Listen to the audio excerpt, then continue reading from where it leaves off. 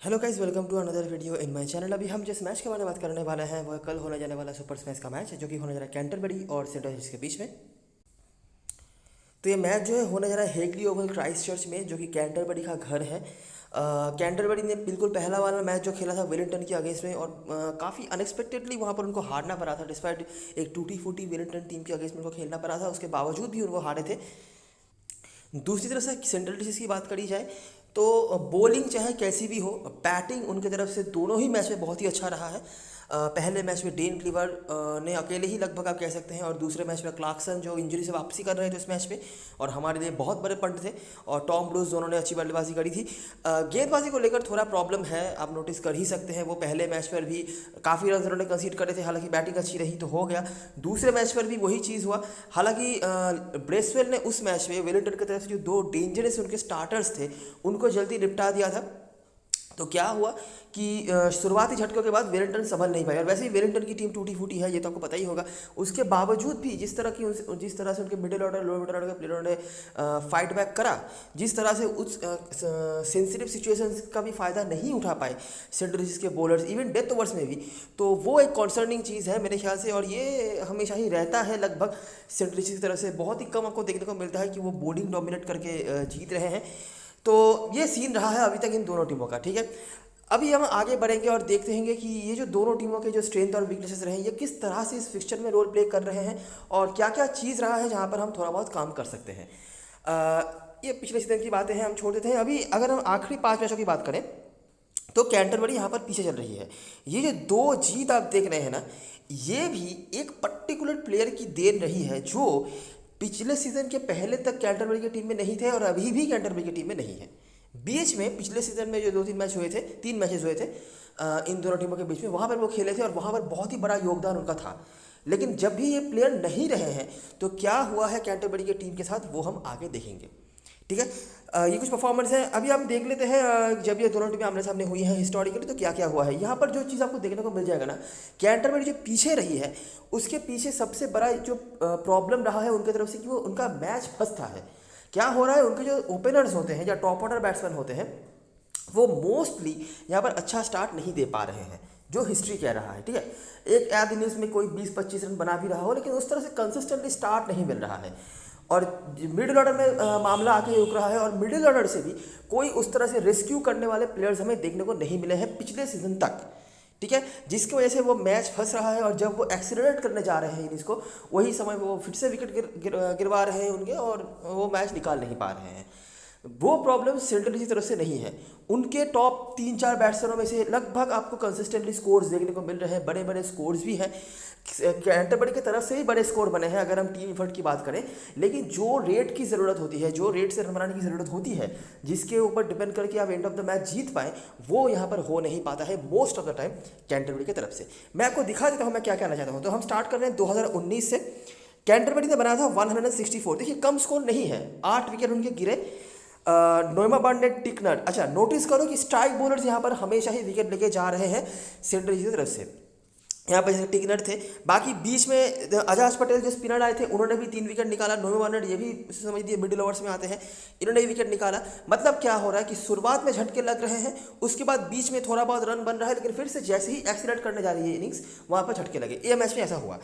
मैककॉन्ची ने कुछ रन बनाए, बाकी देखिए मिडिल ऑर्डर से मैककॉन्ची, बॉवेस ने ऊपर से रन बनाए, और मिडिल ऑर्डर से मैककॉन्ची, और लोअर ऑर्डर से शिपली के कुछ रन से। सेंट्रल डिशेस यहाँ पर चेस नहीं कर पाई थी। क्लेवर, लेपार्ड के रन यहाँ पर थे। कोबर्न ने यहाँ पर लीड करा था, और एक आउट ऑफ नो रन का परफॉर्मेंस आए थे। बाकी इनकी बॉलिंग अच्छी रही थी, लेकिन बैटिंग से ठीक ठाक सा स्कोर था। यहाँ पर आप कह सकते हैं कैंटरबरी ने जीत हासिल करा था, अच्छा ही परफॉर्मेंस उनका रहा है। बैटिंग उतना अच्छा नहीं हुआ सेंट्रल का जितना की एक्सपेक्टेशन रहा है। अच्छा, अगला मैच देखो, ये हुआ था क्राइस्ट चर्च में। पहला मैच हमारे पास जो क्राइस्ट चर्च का आ रहा है, सेंट्रल डिसीज ने यहाँ पर पहले बैटिंग करी, ठीक है। 8 विकेट उनके जरूर गिरे, लेकिन रन्स काफ़ी बने। डेन क्लीवर जो टॉप 3 में बैटिंग करने आ रहे थे, टॉम ब्रूस नंबर 4-5 पे, लोअर ऑर्डर से या मिडिल ऑर्डर से हम कह सकते हैं क्लार्कसन, सबके कंट्रीब्यूशन यहाँ पर आए। बॉलरों में से नट्टर के 2 विकेट्स, बाकी भी कोई पुराने बॉलर रहे होंगे जो करंट स्क्वाड में अवेलेबल नहीं है, और मैककॉन्ची। कैंटरबरी का नोटिस करो, टॉप ऑर्डर से कुछ भी कंट्रीब्यूशन नहीं है। फिर से देखो एक स्ट्राइक बॉलर आ रहे हैं, टिकनर, बाकी व्हीलर, रांस, सबने कंट्रीब्यूट करा मिडिल ऑर्डर से, मिडिल ओवर से। अजाज पटेल, नोएमा बार्नेट ने विकेट निकाले, रन्स उन्होंने ही बनाए, ठीक है। लेकिन जो रन आपको अगर 180 चेस करना हो तो आपके टॉप ऑर्डर से भी कंट्रीब्यूशंस की ज़रूरत होती है, वो यहाँ पर नहीं मिल रहा है। मिडिल ऑर्डर से फ्लेचर और शिपली इन्होंने यहाँ पर कंट्रीब्यूट करा। ये नाम थोड़ा गौर से देखना पड़ेगा कल के मैच में, ठीक है। कैम फ्लेचर, क्राइस्टचर्च का मैच हुआ, कैम फ्लेचर का रन आया, हाई स्कोरिंग एनकाउंटर यहाँ पर भी बना। हालांकि विकेट्स बराबर गिरे, स्ट्राइक बॉलर्स ने विकेट्स निकाला, लेकिन रन्स काफ़ी बने, ठीक है। अगला मैच पिछले सीजन का पहला मैच जो हुआ था क्राइस्टचर्च में हुआ था, फिर से वही चीज़ देखो। सेंट्रल ने पहले बैटिंग करी, इस बार नंबर 3 पर यंग आए थे, उन्होंने रन बनाया। मिडिल ऑर्डर से क्लार्कसन, ब्रेसवेल ने भी कंट्रीब्यूट करे और स्कोर को फिर से 180 के पार पहुंचा दिया। हेनरी, नट्टल, डैरल मिचेल, ये नाम को थोड़ा गौर से देखना पड़ेगा। अच्छा, डैरल मिचेल ने यहाँ पर विकेट निकाला था। बॉलिंग की बात नहीं कर रहा मैं, बॉलिंग से चलिए जो भी हो, उनका एक आध विकेट है। कैंटरबरी का वही फिर से सीन देखिए, फिर से टॉप ऑर्डर से कोई कंट्रीब्यूशन नहीं। स्ट्राइक बॉलर है ब्रेसवेल, टिकनर, इन्होंने विकेट निकाला, फिर से वहीं पे जाके गाड़ी रोक रही है। यही चीज़ मैं आपको समझाने की कोशिश कर रही थी। 180 अगर आप चेस कर रहे हो तो टॉप 3 या टॉप 4 बैट्समैनों से कंट्रीब्यूशन की ज़रूरत होती है, जो यहाँ पर नहीं मिला है ना। लेकिन मिचेल ने यहाँ पर बहुत ही इफेक्टिव रोल निभाया हुआ था। बाकी मैककॉन्ची, कार्टर ने भी कुछ कंट्रीब्यूशंस करे थे, लेकिन at the end of the match ये इनफ नहीं था मैच को जिताने के लिए। अगला मैच फिर से वही चीज़ हुआ। इस बार भी सेंट्रल ने पहले बैटिंग करा, फिर से 180 के पार पहुंचा दिया। फिर से देखिए नंबर 3 से क्लेवर, इस बार नंबर 4, 5 और नंबर 6 से भी, नंबर 6-7 के बैट्समैन जो हैं क्लार्कसन, सब ने कंट्रीब्यूट करे और 180 के पार स्कोर पहुंचा दिया। ये कुछ बॉलर्स हैं जिन्होंने परफॉर्म करा था। कैंटरबरी का गाड़ी वहीं पे फिर से वही उसी रेंज पे रुक रहा है, 150-160 के बीच में। इस बार नंबर 3 से फिर भी बॉयल ने कुछ कंट्रीब्यूट करता है। मिचेल काफ़ी इंपॉर्टेंट रोल प्ले कर रहे हैं, फ्लेचर भी यहाँ पर इनका नाम आ रहा है। बहुत सारी बातें करने हैं इनके बारे में। बाकी स्ट्राइक बॉलर्स ने विकेट्स तो निकाला ही था। बाकी लेनॉक्स जो इस ग्राउंड पे बहुत अच्छा करते ही हैं, ये हम आगे बातें करेंगे जब इस ग्राउंड में मैचेस होंगे। बाकी ये कुछ सीन था। और एक और चीज़ जो नोटिस करने वाली है कि स्पिनर्स ने यहाँ पर थोड़ा बहुत विकेट निकाल के रखा हुआ है, एक आध करके ही सही, और कभी कभार बंचेस में भी निकाल के रखा है। एक बार लेनॉक्स थे और एक बार अजाज शर्मा का भी हमने नाम देखा है सेंट्रल की तरफ से। और लास्ट जो मैच हुआ था ये नॉकआउट मैच था, ऑकलैंड में ये मैच हुआ था, न्यूट्रल वेन्यू था। फिर से वही चीज़, सेंट्रल डिसीज ने पहले बैट करा, 180 के बाद स्कोर पहुंचा दिया। फिर से यंग और डेरिक क्लीवर ने यहाँ पर स्टार्ट लिया था। ये कुछ बॉलर्स थे जिनमें से हेनरी, नट्टल और एसल भी कल के मैच के लिए इंक्लूड करे गए हैं, इन्होंने परफॉर्म करा। फिर से वही चीज़ हुआ, लेकिन इस बार मिचेल और फ्लेचर ने, जो 2 नाम आपको ऊपर भी दिखे थे ज़्यादा बार, उन्होंने अपने जो स्कोर्स को बन रहे थे उनको काफ़ी ज़्यादा मात्रा में बना दिया। फ्लेचर का जो 30-40 रन का भीतर स्कोर बन रहा था, उनको उन्होंने 72 तक वो ले गए। और मिचेल तो कंटिन्यूसली परफॉर्म करे ही जा रहे हैं। उनके कंट्रीब्यूशन आए, भले ही टॉप ऑर्डर ने यहाँ पर भी दुखी करके रखा हुआ था, लेकिन फिर भी at the end of the match काम कर गया। फिर से नोटिस करो, टिकनर कंसिस्टेंटली यहाँ पर विकेट लिया जा रहे हैं। बाकी जोई फील्ड, रजाज पटेल के परफॉर्मेंसेस हैं। और कैंटरबरी ने एक गेंद रहते ये मैच जीत लिया। बिल्कुल पहले वाला मैच आपने देखा था, जो सबसे पुराना मैच था, ठीक है, वहाँ पर चलिए बॉलिंग अच्छी रही थी उनकी। उसके बाद से कैंटरबरी की बॉलिंग अच्छी नहीं रही है। एक भी मैच पर 180 के नीचे उन्होंने स्कोर कंसीड नहीं करा है। बैटिंग में हमेशा सेम प्रॉब्लम कि टॉप ऑर्डर बैट्समैन स्टार्ट नहीं दे पा रहे हैं, और 180 चेस करने के लिए आपको वो स्टार्ट चाहिए होता है, तो वो उनसे नहीं हो पा रहा है। लेकिन मिडिल ऑर्डर में बैटिंग आ रही है, कुछ हद तक रन बन रहे हैं, लेकिन एक्सीलरेट नहीं कर पा रहे हैं, इसीलिए वो गाड़ी कहीं ना कहीं पे जाके रुक रही है। लेकिन लास्ट मैच में ये नहीं होने दिया था। डैरल मिचेल और कैम फ्लेचर ने फिर से वही चीज़ होने वाला था, लेकिन वहाँ पे उन्होंने सोचा नहीं, अभी हमें कुछ बदलना पड़ेगा, और उन्होंने बदला भी, और नॉकआउट मैच में जाके ये चीज़ अलग हुआ। तो 2 जीत आपने देखे हैं कैंटरबरी की तरफ से, वो 2 जीत ये हैं, ये वाला और बिल्कुल पहले वाला मैच। और बीच में या फिर लास्ट मैच में भी आप कह सकते हैं, अगर ये मिडिल ऑर्डर में एक आध विकेट यहाँ पर कोई भी दोनों में से एक जल्दी आउट हो जाता, तो फिर से मैच सेंट्रल डिसीज जीत सकती। तो सेंट्रल डिसीज यहाँ पर काफ़ी डोमिनेटिंग रही है। मैं बॉलिंग से नहीं कहूँगा, क्योंकि फिर से वही चीज़ उनकी तरफ से रहा है कि जल्दी विकेट्स निकालने के बाद भी वो ऑल आउट नहीं कर पा रहे हैं टीम को। 160-170 के बीच में स्कोर कंसीड भी कर रहे हैं। लास्ट मैच में तो उससे ज़्यादा भी करा था, लेकिन बैटिंग अच्छी रही है उनकी, ठीक है। और कैंटरबरी की तरफ से भी बैटिंग बुरा नहीं रहा है, लेकिन जो स्टार्ट अगर आपका टॉप ऑर्डर बैट्समैन नहीं दे पाए, तो उसके बाद जो होना है वही यहाँ पर हुआ है, ठीक है। क्लियर सी कहानी है, बिल्कुल ज़्यादा यहाँ पर दिमाग में प्रेशर लगाने वाली बात नहीं है। कुछ प्लेयर्स के नाम आपने देखे हैं, कंसिस्टेंटली नहीं है, ठीक है, लेकिन कुछ जोन हमने फॉलो करा है, तो उनके ऊपर हम प्रायोरिटी जो है दे सकते हैं। हेड टू हेड मैच में ज़्यादा कुछ यहाँ पर बताने के लिए नहीं है। कंसिस्टेंट कोई नहीं रह पाए हैं करंट स्क्वाड मेंबर्स में से। कुछ नाम आपने ज़रूर नोटिस करे होंगे, उनके ऊपर थोड़ा याद रख कर रखना, आगे हम इनके बारे में बातें करेंगे। अच्छा, अभी हम बात करेंगे ग्राउंड के बारे में। ग्राउंड में इंडिविजुअल परफॉर्मेंस यही हैं जो हम लास्ट जो मैच हुआ था इस ग्राउंड में वहाँ बातें कर चुके हैं, लेकिन तीनों में से कोई भी उस तरह सक्सेसफुल नहीं हो पाए थे उस मैच पर। ना ही बॉवेस, ना ही फ्लेचर, मैककॉन्ची भी 1 विकेट और कुछ 10-12 रन उन्होंने बनाए थे। बॉलिंग से हालांकि कंसिस्टेंटली विकेट वो ले रहे हैं, लेकिन बैटिंग से रिकॉर्ड्स उतने अच्छे यहाँ पर उनके नहीं रहे हैं। बात करते हैं अभी इस ग्राउंड पे कैसे कैसे मैचेस हो रहे हैं, किस तरह के परफॉर्मर्स हमें देखने को मिल रहे हैं, टॉस का क्या इफेक्ट रह रहा है और बॉलर्स किस तरह के यहाँ पर इफेक्टिव हो रहे हैं उनके बारे में, ठीक है। तो पहला मैच जो था ओटागो बनाम कैंटरबरी, ओटागो ने बनाया था 167, 5 विकेट खोए थे उन्होंने, जहां पर करंट स्क्वाड में बस नट्टल, मैककॉन्ची और टॉड एसल जो करंट स्क्वाड में भी अवेलेबल हैं, इन्होंने विकेट निकाला हुआ था। कैंटरबरी ने यहां पर चेस कर लिया, लीड करा बॉवेस ने, जो हमेशा ही मैं कहता हूं कि हिट और मिस होते हैं। हालांकि इस पर्टिकुलर ग्राउंड पे आप इनको थोड़ा ज़्यादा भरोसा कर सकते हैं, नहीं तो बॉवेस हमेशा हिट और मिस प्लेयर हैं, आप इनके ऊपर ज़्यादा कुछ कह नहीं सकते, ये जब चलेंगे काफ़ी लंबा खींचेंगे और नहीं तो जल्दी आउट हो जाएंगे। पेसर्स का अपर हैंड। अगला मैच जो हुआ था पिछले सीजन का, जो मैच हमने ऊपर देखा था सेंट्रल डिस्ट्रिक्ट बनाम कैंटरबरी वाला, वहाँ पे भी हमें हाई स्कोरिंग एनकाउंटर देखने को मिला। 186 चेज नहीं कर पाई थी कैंटरबरी की टीम, लेकिन 168 तक वो पहुंचे थे। यहाँ पर वही स्कोर उन्होंने बनाया था, हालांकि थोड़ा और रन बन सकता था हाथ में विकेट क्योंकि था। विकेट्स ऑल आउट यहाँ पर नहीं हुई थी टीम, लेकिन पेसर्स का ही अपर हैंड है। बाकी मैककॉन्ची, लियो कार्टर बैट्समैन हमेशा आपको दिख रहे थे। और जो यहाँ पे हमने मैच देखा था, यहाँ से करंट स्कोर में वैसे क्लार्कसन, ब्रेसवेल और बॉलरों में से भी ब्रेसवेल, और ये कुछ परफॉर्मेंस है। बैटिंग फर्स्ट में हमेशा मैं कहता हूँ ब्रेसवेल इफेक्टिव रोल प्ले करते हैं, तो ये अपने लास्ट मैच में देखा होगा। अगला मैच कैंटरबरी बनाम ऑकलैंड, 154, उतना ज़्यादा स्कोर नहीं था। बॉयल बैटिंग फर्स्ट में हमेशा ही प्रायोरिटी देने वाले प्लेयर ये होते हैं। बाकी कार्टर, पेसर्स का ही अपर हैंड है और दूसरे इनिंग्स पर यहाँ पर बॉलिंग टाइट करी थी, हालांकि ऑल विकेट डाउन नहीं हुआ है। देखिए अभी तक बॉलिंग खास कुछ नहीं करा है, मतलब अगर हम विकेट टेकिंग एबिलिटी की बात करें, ठीक है, जो फैंटेसी में आपके लिए ज़्यादा काम पे आएगा, लेकिन रोक रहे हैं कहीं ना कहीं पे जाके टीमों को। सिर्फ सेंट्रल डिस्ट्रिक्ट नहीं, वहाँ पर 180 बनाया था, बाकी दोनों मैच में हमने 160 के भीतर ही टीमों को रुकते हुए देखा है। Mitchell, Nuttall, Henry. अगला मैच नॉर्थर्न डिस्ट्रिक्ट बनाम कैंटरबरी, फिर से वही रेंज पे रोक रहे हैं। ऑल आउट भले ही नहीं हुई है टीम, लेकिन ये विकेट्स निकाले थे उन्होंने। टॉड एसल ने यहाँ पर 2 विकेट निकाला हुआ था। बाकी विलियम्स, हेनरी, मैककॉन्ची। कैंटरबरी ने चेस कर लिया। मिचेल का परफॉर्मेंस तो रहता ही था पिछले सीजन में, बाकी मैककॉन्ची की कॉन्ट्रीब्यूशन है। सेकंड लास्ट मैच जो था पिछले सीजन का, जी हाँ, सेकंड लास्ट मैच जो था वेलिंगटन बनाम कैंटरबरी, फिर से उसी रेंज में स्कोर हो रहा है। विकेट्स ऑल विकेट नहीं गिर रहे हैं। मैककॉन्ची, हेनरी, विलियम्स, ये परफॉर्मर्स करंट स्क्वाड में अवेलेबल है। कैंटरबरी ने चेस कर लिया। मैककॉन्ची तो है ही, बाकी मैककॉन्ची तो ये कंट्रीब्यूट करे जा रहे हैं, ठीक है। इस ग्राउंड पे अंडर एस्टिमेट करने वाले प्लेयर हैं, थोड़ा सा हल्का इनका फॉर्म चल रहा है कुछ समय से, लेकिन फिर भी कंट्रीब्यूशन इनके हैं। और अगर सेफ कैप्टन वाइस कैप्टन का ऑप्शन देख रहे हो तो हमेशा ही मैककॉन्ची एक ऑप्शन बने रहते हैं। बाकी पेसर्स ही आपको दिख जाते हैं मोस्ट ऑफ द टाइम, और उसके बाद फिर से वही रेंज का स्कोर 162, वही रेंज का स्कोर बन रहा है। आप देखिए विकेट्स भी नहीं गिरने दे रहे हैं, बीच में जाके कहीं पे रोक रहे हैं गाड़ी को, लेकिन रन भी ज़्यादा कंसीड नहीं कर रहे हैं। बाकी एसल कभी कभार बॉलिंग फर्स्ट में यहाँ पर उन्होंने विकेट निकाल के रखा हुआ है 2-2 करके, नहीं तो ज़्यादा यहाँ पर पेसर्स का ही प्रायोरिटी है। Henry, Williams. कैंटरबरी ने फिर से चेस कर लिया। मैकलॉड, बॉयज, मैककॉन्ची कंट्रीब्यूट कर रहे हैं। स्पिनर्स के कुछ विकेट्स हैं। और इस सीज़न का जो पहला मैच हुआ था, यहाँ पर रन थोड़ा ज़्यादा बन गया था, मैं कहूँगा ऊपर जो मैचेस हमने देखे थे उससे, लेकिन फिर से वही चीज़ है। अगर हम पहले जो स्टार्ट दिया था यहाँ पर, आपको याद होगा फिन एलन और जॉर्जसन ने, उसके बाद यहाँ पर फिर से उन्होंने मैच को रोक दिया था, ठीक है। 7 विकेट गिरे थे, नट्टल के 3, बाकी ये कुछ कंट्रीब्यूटर्स थे। कैंटरबरी चेस नहीं कर पाई, ये प्लेयर्स थे जिन्होंने विकेट निकाला था, रन बनाया था।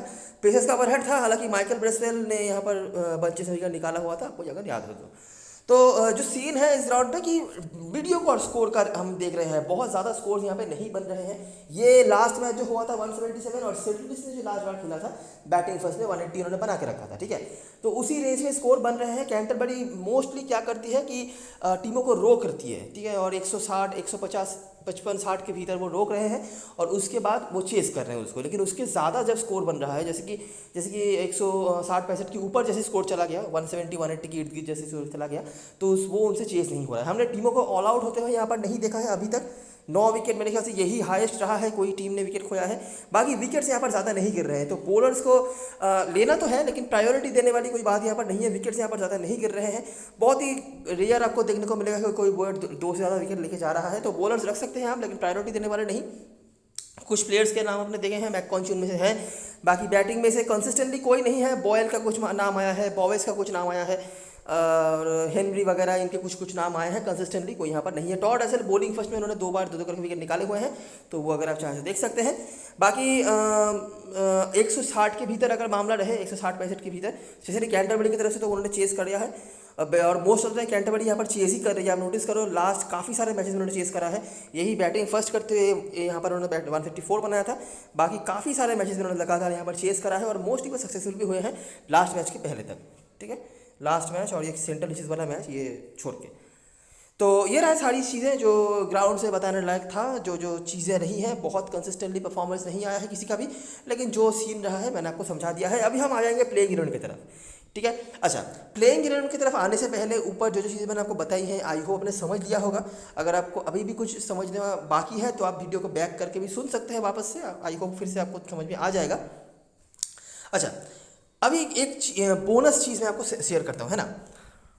तो बोनस चीज़ है ये, इन दोनों टीमों के बीच में इस सीज़न में प्लंकेट शील्ड का मैच हुआ है, ठीक है।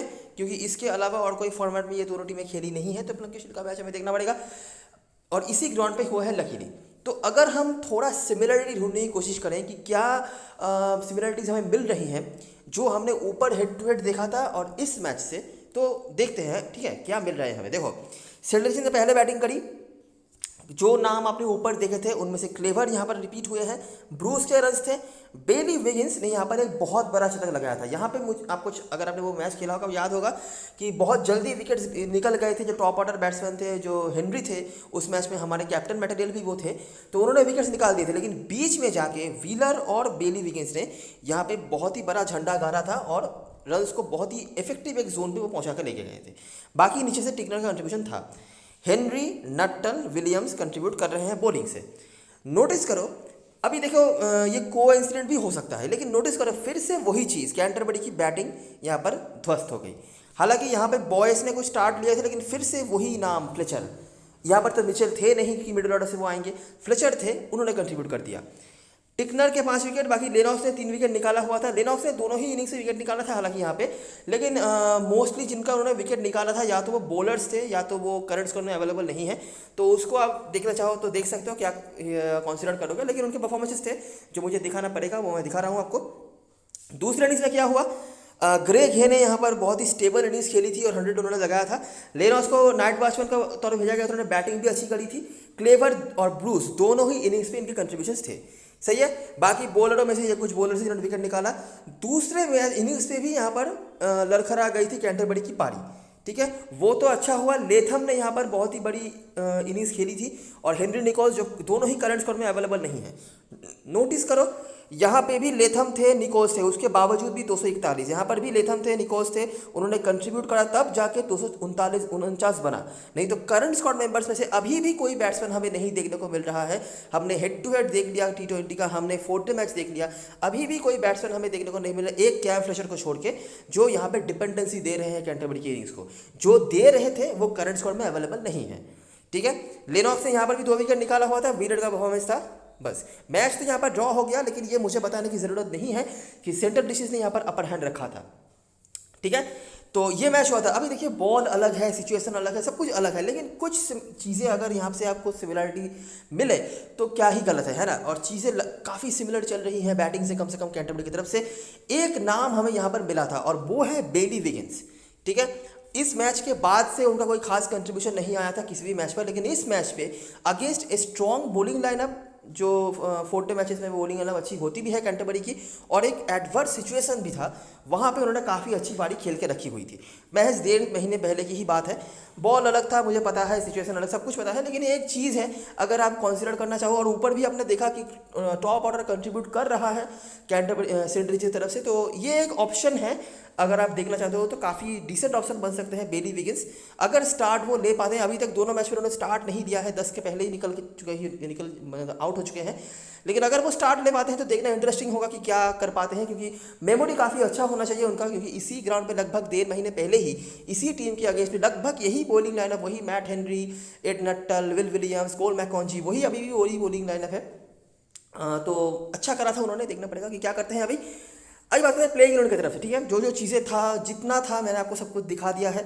हेड टू हेड की हिस्ट्री, ग्राउंड की हिस्ट्री, क्या क्या चीज़ रहा है जहाँ पर हमें फोकस करना है, कुछ इंडिविजुअल परफॉर्मर्स, और रिसेंट जो प्लंकेट शील्ड का मैच है वो भी एज ए बोनस क्लिप। चलो अभी प्लेइंग 11 की बात करते हैं। तो बोवेस और मैकलॉड ओपनिंग करेंगे। मैकलॉड मतलब ये एक ऐसा फॉर्मेट रहा है ना जहाँ पर अनएक्सपेक्टेडली काफ़ी बुरा परफॉर्मेंस रहा है उनका, ठीक है। पिछले सीजन में मुझे पता नहीं कि क्यों वो गियर चेंज नहीं कर पाते हैं, स्टार्ट भी नहीं ले पाते हैं। कुछ मैचों में उन्होंने 20-30 रन बनाए होंगे, लेकिन कंसिस्टेंट नहीं रह पाए हैं। 4 ट्रॉफी और 4 डे मैचेस भी पिछले सीजन में जिस तरह का परफॉर्मेंस उनका था, उसका 10% भी उन्होंने नहीं करा हुआ है इस फॉर्मेट में, ठीक है। बाकी काफ़ी लोग हो सकते हैं जो इनको लें अपने टीम में, मुझे लगता है अभी भी कुछ लोग लेंगे, परसेंटेज चाहे कितना भी कम हो इनका, लेकिन उतना अच्छा परफॉर्मेंस रहा नहीं है। बॉवेज मैं कहूँगा आप इनको लेके चल सकते हैं इस ग्राउंड पे, स्पेशली एक डिपेंडेबल बैटिंग ऑप्शन है, कंसिस्टेंट कभी भी नहीं है, टीम में रख के चलो, बड़ी लीग में एक आध टीम में कैप्टन बना सकते हो, लेकिन टीम में लेकर चलो इस ग्राउंड पे, मैं यही कहूँगा। मैककॉन्ची तो वैसे भी आपको लेना ही पड़ेगा, कैप्टन मटेरियल है इस ग्राउंड पे। उसके बाद लियो कार्टर है, कैम फ्लेचर हमारे लिए बहुत बड़े पॉइंट बन सकते हैं, ठीक है। इस पर्टिकुलर ग्राउंड पे हमेशा ही मैं कहता हूँ Cam Fletcher important role play करते हैं, और इस फिक्चर में भी कई बार इनका रोल आया है, और लास्ट 4 ट्रॉफी मैच में भी उन्होंने अच्छी परफॉर्मेंस करके रखी है। पहले इनिंग से 50, दूसरे इनिंग से भी उन्होंने 25-30 रन के आसपास कुछ बना के नॉट आउट वो थे, उन्होंने मैच बचा के रखा हुआ था, वो और थियो वैन वॉलकम जो उनके स्पिनर रहे हैं, उन्होंने मैच बचाया था, विकेट नहीं गिरने दिया था, तो इनके परफॉर्मेंस अच्छे रहे हैं। और लास्ट सीजन में भी 3 में से 2 मैच इनका रन आया है, तो बहुत ही इफेक्टिव रोल प्ले करने वाले हैं, और मेरी टीम में आपको जरूर से दिख जाएंगे। टॉड एसल नाम के बेसिस पर अगर लोग देना चाहते हैं तो इनको ले सकते हैं, ठीक है। बाकी देखिए बहुत ज़्यादा स्पिनर्स का यहाँ पे कुछ है नहीं। बॉलिंग फर्स्ट में कुछ मैच में उन्होंने विकेट निकाला हुआ है 2-2 करके, तो वो आप देख सकते हैं। ऑफ कोर्स हम बॉलिंग हैवी टीम बनाना नहीं चाहते हैं, तो अगर आप लेना चाहते हैं ले सकते हैं, मेरा कोई सपोर्ट यहाँ पे नहीं होगा। उसके बाद Ed Nuttall, Matt Henry, Will Williams और विल ओराउड का यहाँ पे मुझे लगता है थोड़ा बहुत बॉलिंग का एक सीन खराब होने वाला है कैंटरबरी की तरफ से, क्योंकि हेनरी शिपली नहीं है, तो विल ओराउड का मोस्ट प्रोबेबली ये खेलेंगे। ये इनएक्सपीरियंस बॉलर है, अभी तक डेब्यू नहीं करा है इन्होंने, और 4 ट्रॉफी में इनका डेब्यू हो सकता था, वहाँ पर बारिश के चलते मैच हुआ नहीं, तो पहला मैच खेलेंगे, प्रेशर जरूर रहेगा, और उनको लोग टारगेट भी कर सकते हैं ओपोनेंट टीम के बैट्समैन जो होंगे, तो ये एक वीक लिंक होगा। और यहाँ पर मैट है और मिचेल है में से कोई एक खेल सकते हैं, ब्लेक कोबर्न के जगह पर ये एक स्लॉट होगा जो स्पिनर का जो निभाना पड़ेगा किसी एक को। तो बाकी मुझे लगता है कि ये जो 5 हैं और ये छठे, यही इनके लिए मेन बॉलर्स होंगे। इनमें से भी विल ओराउड के ओवर्स कम हो सकते हैं अगर इनको मार पड़ गई तो बस एसल, नट्टल, हेनरी, विलियम्स इनके मेन बॉलर्स हो गए, एसल मेन स्पिनर, मैककॉन्ची ज़्यादा ओवर्स करेंगे, और मतलब ये दोनों मिला के 4 ओवर खत्म कर देंगे, आप ऐसा सोच सकते हैं। और यहाँ पर मैट है, मीच है, ऑप्शंस हैं, इनमें से मैट है, सूर्यवाद बॉलिंग भी करा सकते हैं, लेकिन ऑफकोर्स स्मॉल लीग में कोई लेने लायक ऑप्शन ये नहीं है। तो हमारे टीम में जो प्लेयर ज़रूर से होंगे, मैककॉन्ची होंगे, फ्लेचर होंगे, नट्टल इस पिक्चर में अच्छा रिकॉर्ड होल्ड कर रहे हैं, ठीक है। इस पिक्चर में यहाँ पर कंसिस्टेंट उन्होंने विकेट निकाला हुआ है, ज़्यादा कुछ नहीं, 1 आध विकेट की ही बात है, तो वो आप देख सकते हैं। इन तीनों में से दोनों को लेकर चलना है, ये पकड़ के चलो। बॉलिंग फर्स्ट में हेनरी को सारा प्रायोरिटी ज़्यादा दे देना बस, और कुछ नहीं, और बॉयज़, ठीक है। तो ये कुछ 5-6 ऑप्शन हैं जिनके साथ हम लेंगे। बात करते हैं डिस्ट्रिक्ट की तरफ से, तो ग्रेग है और विलिंग बेरी विगिंस इनकी लिए ओपनिंग करेंगे। उसके बाद ब्रूस, क्लेवर ऊपर आएंगे, ब्रूस के ऊपर मेरे ख्याल से Lippert, Clarkson, Bracewell, Ben Wheeler, Lennox, Tickner, Rance, और मुझे नहीं लगता यहाँ पर कोई चेंज होने वाला है इनकी तरफ से। यहाँ पर जो प्लेयर्स हमारी टीम में ज़रूर से होंगे, टॉम ब्रूस डिफॉल्ट पिक हो जाते हैं बैटिंग सेशन में, आपको ज़्यादा कोई ऑप्शन नहीं है। क्लेवर डिफॉल्ट है, बहुत ही बढ़िया रिकॉर्ड ये होल्ड कर रहे हैं, कंसिस्टेंटली इनके रन है, ठीक है। मैं नहीं कहूँगा बहुत ज़्यादा कुछ नहीं, लेकिन कंसिस्टेंटली रन हैं 20-30 करके। बीच में एक आध बार वो रन आउट वगैरह हुए हैं, तो उसके अलावा यहाँ पर उन्होंने हमेशा ही अच्छा स्टार्ट दिया है, और 4 से फ्लैंकर शीट में भी उनके परफॉर्मेंस अच्छे रहे हैं। बाकी कीपिंग के पॉइंट्स तो वो होंगे, वो देंगे ही। उसके बाद क्लार्कसन के भी थोड़े बहुत परफॉर्मेंसेज हैं, बहुत ज़्यादा कंसिस्टेंटली नहीं, लेकिन जब भी इनको मौका मिला है 20-30 करके रन उन्होंने बनाए हैं। बाकी बॉलिंग अभी नहीं करा रहे हैं। अगर आप टॉप ऑर्डर से ज़्यादा प्लेयर ले रहे हो डिश की तरफ से, तो क्लार्कसन के ऊपर थोड़ा कम प्रायोरिटी दोगे चलेगा, क्योंकि ऑलराउंडर सेशन में है ये। अगर वो 20-30 रन भी बनाते हैं तब तक भी आपको कोई दिक्कत नहीं होगा, लेकिन उससे ज़्यादा अगर बना के जाते हैं तो प्रॉब्लम ज़रूर हो सकता है, क्योंकि काफ़ी लोग इनको कैप्टन भी बना रहे हैं फिलहाल के लिए। हालांकि मुझे लगता नहीं कि ज़्यादा कोई लोग इनको कैप्टन बनाना चाहिए, लेकिन बना रहे हैं, अभी परसेंटेज जो है सो है। ब्रेसवेल बैटिंग फर्स्ट में हमेशा प्रायोरिटी ज़्यादा रखते हैं, और इनके रिकॉर्ड बहुत अच्छे रहे हैं बॉलिंग सेकंड में, ठीक है। आपने देखा होगा जब टॉप ऑर्डर बैट्समैनों का रन नहीं आया है कैंटरबरी की तरफ से, तो उसमें स्ट्राइक बॉलर्स जो रहे हैं सेंटर की तरफ से उनके रोल अच्छे रहे हैं। तो उनमें से ब्रेसवेल और यहाँ से टिकनर, इन दोनों का नाम तो रहा है। टिकनर अभी तक तो खास कुछ कर नहीं पाए हैं, स्पेशली बहुत ही ज़्यादा खराब बॉलिंग उन्होंने कराई है लास्ट मैच में, जहाँ पर एक सेंसिटिव सिचुएशन में भी लास्ट ओवर की बॉलिंग उनको मिली थी, वहाँ पर भी कुछ ऐसी बॉलिंग उन्होंने नहीं कराई है कि विकेट मिल सके। ऑफकोर्स सामने वाले बैट्समैनों ने अच्छी बल्लेबाजी करी है, तो वो भी एक क्रेडिट है, लेकिन उनकी बॉलिंग भी अच्छी नहीं रही है, ठीक है। और दोनों ही मैच में अभी तक तो रिदम नहीं पकड़ा है टिकनर ने, देखना पड़ेगा कितना जल्दी वो पकड़ पाते हैं। बेन व्हीलर बॉलिंग फर्स्ट में, रांस बैटिंग करना, बेन व्हीलर बैटिंग फर्स्ट में, रांस बॉलिंग फर्स्ट में, ये आप ले सकते हैं। और अगर आपको बिल्कुल सेफ जाना है रांस के साथ जा सकते हैं, रांस अच्छी बॉलिंग करा रहे हैं, विकेट चाहे वो निकाले या नहीं निकाले, वो लाइन में काफ़ी अच्छी बॉलिंग रख रहे हैं वो, तो इकोनॉमी का बोनस भी आपको देंगे अगर चांसेस हैं किसी का, तो वो रांस ही हो सकते हैं। लेनॉक्स अगर आप देखना चाहें देख सकते हैं, कुछ खास तो यहाँ पर उनके सपोर्टिव ओपिनियंस नहीं है। प्लंकेट शील्ड में हालांकि दोनों इनिंग्स मिलाकर उन्होंने 5 विकेट निकाले हुए हैं, बाकी स्पिनर्स के लिए बहुत खास कुछ यहाँ पर नहीं है, अगर आप देखना चाहते हैं तो देख सकते हैं, ठीक है। तो हमारे टीम में जो प्लेयर ज़रूर से होंगे, Bruce, clever, dog Bracewell specially batting first में, ओवरऑल भी आप इनको टीम में रख सकते हैं, लेकिन बैटिंग फर्स्ट में कैप्टन मटेरियल है। उसके बाद टिकनर, और इन दोनों में से कोई एक, तो यहाँ से हो गए हमारे लिए 5 प्लेयर्स। छठा प्लेयर क्लार्कसन, और अगर आपको रिस्क लेना है तो बेली विगिंस। रीज़न क्या है मैंने आपको बता दिया है, और इसके अलावा मुझे और कोई खास यहाँ पर दिख नहीं रहे हैं, तो बस यही है।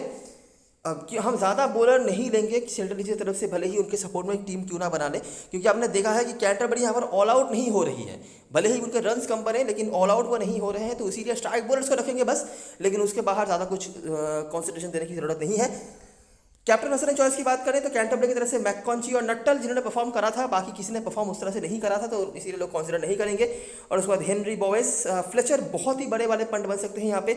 मैकलोर अभी तक तो कुछ उनका खास रहा नहीं है इस फॉर्मेट में, बाकी काफ़ी लोग ले सकते हैं। और लास्ट जो मैच 4 ट्रॉफी का उन्होंने खेला था, बहुत ही अच्छी बारी खेली थी। हालांकि 4 ट्रॉफी में वो हमेशा अच्छा करते भी थे, पिछले सीजन में भी अच्छा करते थे, लेकिन इस फॉर्मेट में वो नहीं कर पाए थे कुछ अच्छा। देखना पड़ेगा कि क्या करते हैं कल के मैच में।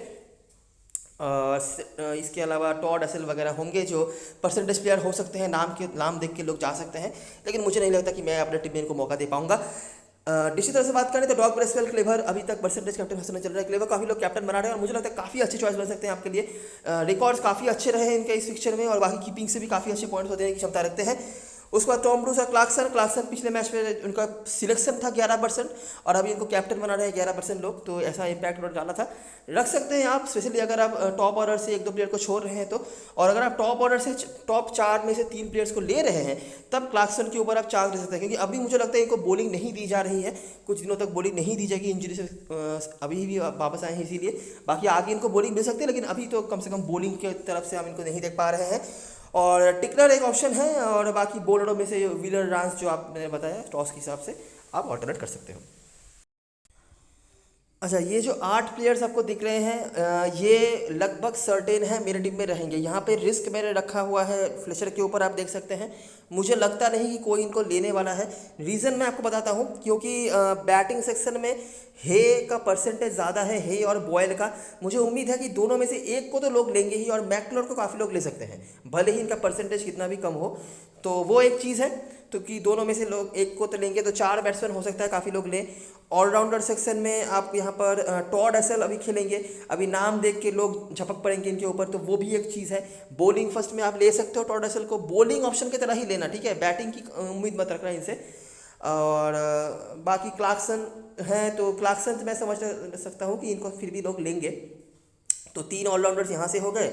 अगर लोग एसएल को लेते हैं, एक्स्ट्रा ऑलराउंडर या एक्स्ट्रा बैट्समैन लेते हैं, तो दूसरा कीपर किसी की टीम में आने वाला है नहीं। और बॉलर में टिकनर और नट्टल को मैंने रखा है। टिकनर का परसेंटेज चाहे कितना भी कम हो, मुझे लगता नहीं कि अभी भी अंडर एस्टिमेट करने वाले बॉलर वो हैं।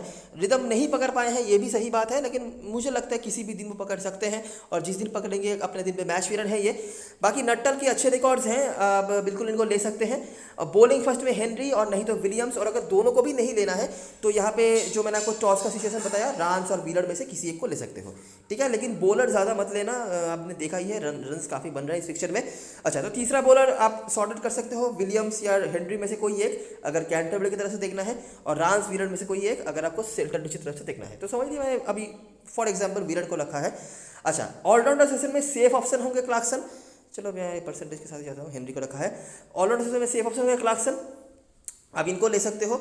अगर आप यहाँ पे क्लार्कसन को नहीं लेना चाहते हो, अगर आप कुछ अलग करना है, तो बेली विगिंस को आप ले सकते हो। मुझे बिल्कुल नहीं लगता है 2 कीपर ही मुश्किल से लोग लेंगे, तीसरा कीपर तो मुझे बिल्कुल नहीं लगता है कोई लेने वाला है। बहुत बड़ा रिस्क होगा, लेकिन एक पॉइंट है आपके पास, ठीक है। तो उस हिसाब से मैंने यहाँ पर रखा है बेली विगिंस को। सेफ क्लार्कसन है, दोनों का ही मतलब बैटिंग से ही रोल आने वाला है।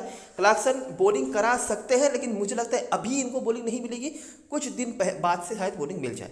अच्छा, बैटिंग सेक्शन में मैंने एक स्लॉट खाली रखा है। क्यों रखा है, क्या क्या ऑप्शन है? ग्रेग हे हैं, बॉयल हैं, मैकलोर है, लेपार्ड है। अगर आप बेली विगिंस लेते हो तो हे को लेने की ज़रूरत नहीं है, दोनों ओपनर्स के लेने का कोई मतलब बनता नहीं है, एक ही को लेके चलो। अगर आप बेली विगिंस को छोड़ रहे हो तो आप हे को ले सकते हो। अच्छा, हो गया हे का। क्रिश्चियन लेपार्ड एक बहुत ही अच्छे ऑप्शन है, छोटी लीग में रिस्की हो जाएंगे क्योंकि काफ़ी सारे परसेंटेज प्लेयर है। बड़ी लीग के लिए कंसिडर आप कर सकते हो, काफ़ी अच्छे हिटर है ये, कभी कभार बॉलिंग भी करा सकते हैं। बॉलिंग की मैं उम्मीद रख नहीं रख रहा, लेकिन बैटिंग से ही सही ये आपके लिए काफ़ी अच्छे स्पाइसी पिक के तौर पे भी अगर आप कंसिडर करना चाहो कर सकते हो। मैकलोर रहे और बॉयल रहे। अभी क्यों मैं नहीं कंसिडर कर रहा, क्योंकि कैंटरबरी के टॉप ऑर्डर का परफॉर्मेंस काफ़ी बुरा रहा है। इनमें से भी आप अगर बॉयल को लेना चाहते हो बैटिंग फर्स्ट में तो आप ले सकते हो, ठीक है, लेकिन बैटिंग फर्स्ट में ही लेना, बैटिंग सेकंड में लेने की कोई ज़रूरत नहीं है। तो क्या सॉर्ट आउट मैंने कर दिया, ये तीसरा बैट्समैन का स्लॉट है, यहाँ पे मैंने सॉर्ट आउट कर दिया कौन से बैट्समैन कौन सी चीज़ में लेना है। बेली, विगिंस और क्लार्कसन बिल्कुल लाइक टू लाइक चेंज है, तो मैं यहाँ पे ऑफकोर्स एसएल को मैनेज नहीं कर पा रहा हूँ, जाहिर सी बात है। कैप्टन वाइस कैप्टन चॉइस की बात करें तो McConchie regardless of toss safe option है, ठीक है, कोई गलत यहाँ पे नहीं है। बैटिंग से भी कुछ कंट्रीब्यूशंस हैं, बॉलिंग तो वो अच्छा कर ही रहे हैं, विकेट्स यहाँ पर निकाल रहे हैं। अगर कुछ स्पेसिफिकली कुछ ऑप्शंस देखने हैं तो डॉग ब्रेसवेल बैटिंग फर्स्ट में, ठीक है। इसके अलावा भी जो डिसेंट ऑप्शंस आपके पास हैं वो है डेन क्लीवर, बहुत ही अच्छे ऑप्शन है मेरे ख्याल से। मैं भी शायद इनको फाइनली अगर कुछ अलग नहीं लगे मुझे तो इनको कैप्टनसी के लिए कंसीडर कर सकता हूँ। कीपिंग के पॉइंट्स वो देंगे, head to head record decent है इनका, तो बिल्कुल अच्छे ऑप्शन है। तो ये दो ऑप्शन है, कुछ अलग अगर आपको देखना है तो, और मैककॉन्ची बिल्कुल सेफ ऑप्शन, कुछ अगर आपको ज़्यादा सोचने की ज़रूरत नहीं है तो ये आप सब आप देख सकते हैं। बड़ी लीग में जिन प्लेयर्स को कंसीडर करना है वो में से सबसे पहले नाम पता है कैम फ्लेचर का, सारी चीज़ें इनके सपोर्ट में है, ठीक है। मैं बहुत ज़्यादा उम्मीद इनसे नहीं रख पाता हूँ क्योंकि इनको बैटिंग ढंग से नहीं मिलती थी, लेकिन अभी क्योंकि काफ़ी सारे प्लेयर्स अवेलेबल नहीं हैं और अगर फिर से इनिशियल झटके जल्दी लग जाते हैं तो कैम फ्लेचर का रोल बहुत बढ़ सकता है, ठीक है। और बड़ी लीग में एक दो टीम में बॉयज़ को कैप्टन बना के छोड़ देना, बॉयज़ का अभी भी इस सीज़न में बड़ा इनिंग्स आना बाकी है और ये एक ऐसे प्लेयर है जिस दिन बड़ा इनिंग्स खेल के जाएंगे उस दिन बहुत ज़्यादा बड़ा इनिंग्स खेल के जाएंगे, ठीक है। तो इसीलिए मैं इस ग्राउंड पर स्पेशली इनको ड्रॉप करने का सजेशन नहीं देता हूँ, इनको रख के चलो, बाकी कैप्टन वाइस कैप्टन बनाना नहीं बनाना वो आपके ऊपर है, बड़ी लीग में आप देख सकते हो। बॉलर्स के ऊपर मैं ज़्यादा प्रायोरिटी नहीं देना चाहूँगा इस फिक्चर में, रन्स काफ़ी बन रहे हैं, कैंटरबरी भले ही पीछे है लेकिन उन्होंने भी 170-160 के आसपास स्कोर बना के रखे हैं और विकेट्स भी सब नहीं गिर रहे हैं, आप देख सकते हैं। इसलिए मेन स्ट्राइक बॉलर्स मैंने रखे हैं, ब्रेसवेल टिकनर यहाँ से, नट्टल हेनरी यहाँ से, नट्टल के जगह पर आप चाहो तो विलियम्स को रख सकते हो और या फिर एक्स्ट्रा अगर सेंट्रल का कोई बॉलर लेना है तो वो भी कर सकते हो। तो ये रही सारी चीज़ें और सारी एनालिसिस। वीडियो अगर पसंद आया हो तो लाइक ज़रूर करना, सब्सक्राइब करना चैनल को, टेलीग्राम चैनल पे ज़रूर ज्वाइन हो जाना क्योंकि लास्ट टाइम पे सारी अपडेट्स वगैरह वहीं पे आने वाली हैं। तब तक के लिए best luck for this match and good bye for now.